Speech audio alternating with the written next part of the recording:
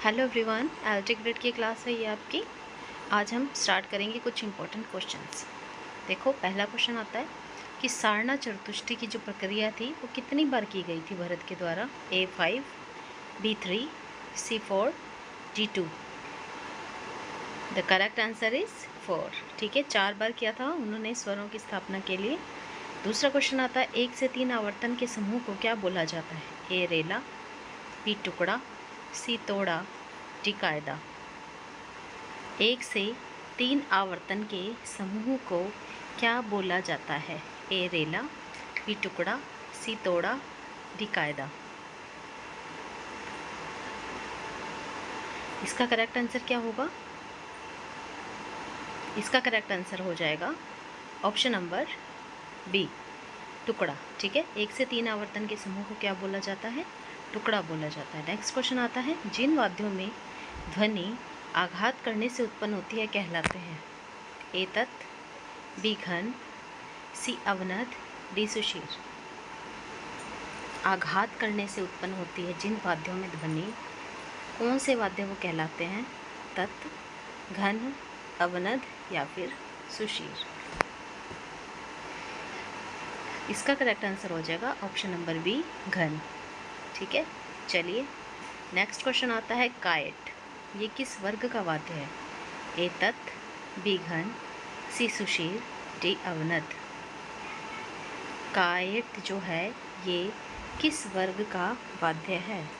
तत्, घन, सुशीर या अवनद।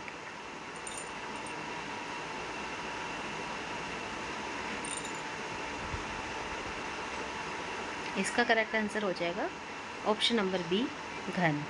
ओके, चलिए नेक्स्ट क्वेश्चन करते हैं। किस घराने में रेले का नया नाम रो या फिर रविश दिया गया? ए लखनऊ, बी दिल्ली, सी फर्रुखाबाद, डी अजराड़ा। किस घराने में रेले का नया नाम रविश दिया गया था? तो इसका करेक्ट आंसर हो जाएगा option number C, Farrukhabad. Next question आता है सितार का तुम्बा किससे बना होता है?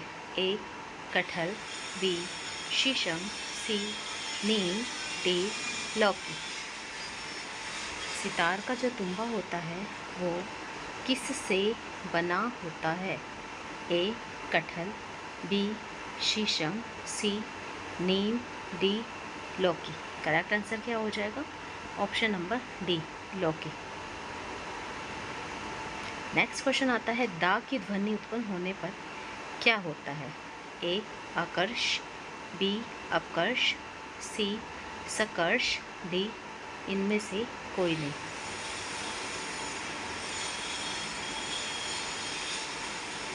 दा की ध्वनि उत्पन्न होने पर क्या होता है?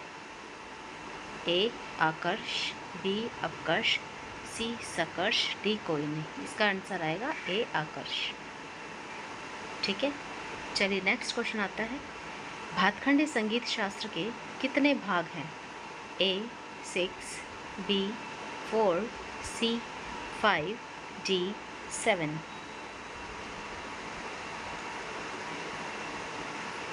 भातखंडी संगीत शास्त्र के कितने पार्ट हैं?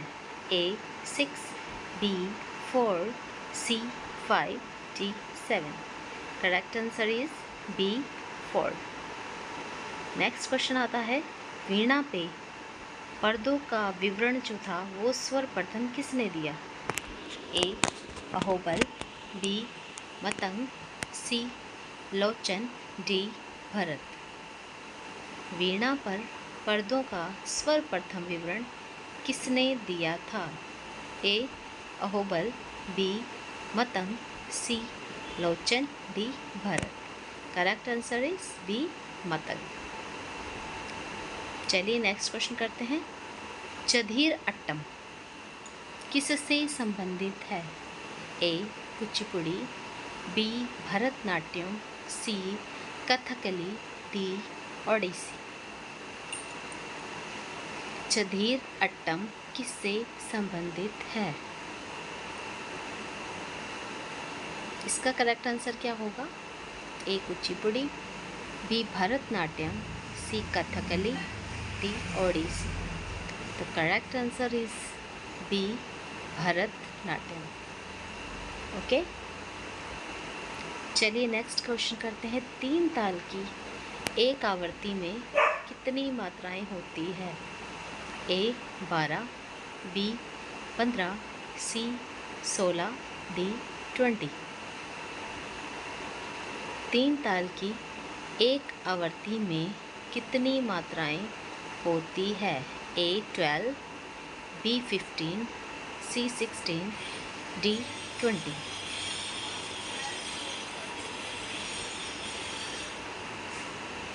Correct answer is C 16।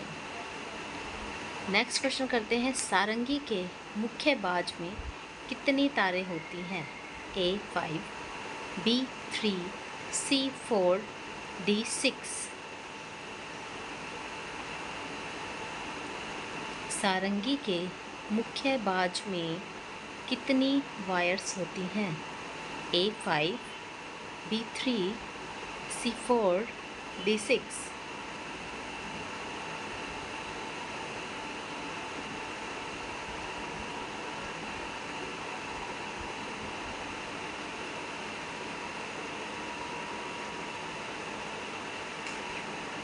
इसका करेक्ट आंसर क्या हो जाएगा?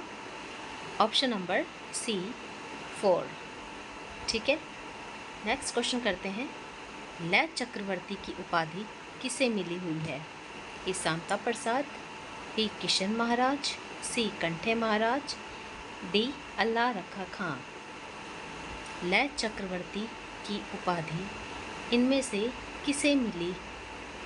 ए Shanta Prasad, B Kishan Maharaj, C Kanthe Maharaj. The correct answer is option number B Kishan Maharaj. Next question.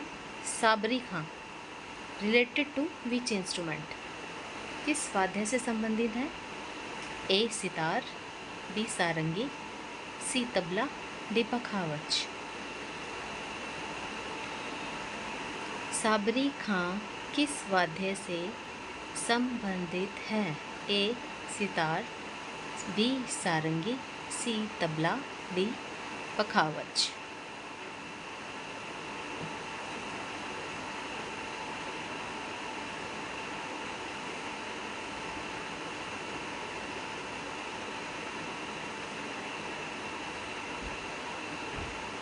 Correct answer हो जाएगा इसका ऑप्शन नंबर बी सारंगी।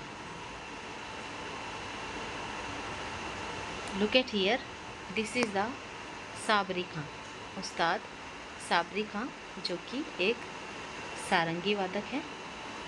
नेक्स्ट क्वेश्चन आता है।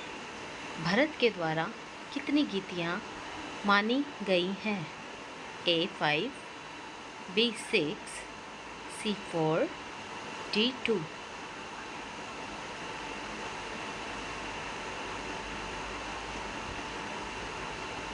इसका आंसर हो जाएगा option number C. Thank you so much. I hope कि आपको ये क्वेश्चन अच्छे लगे हैं।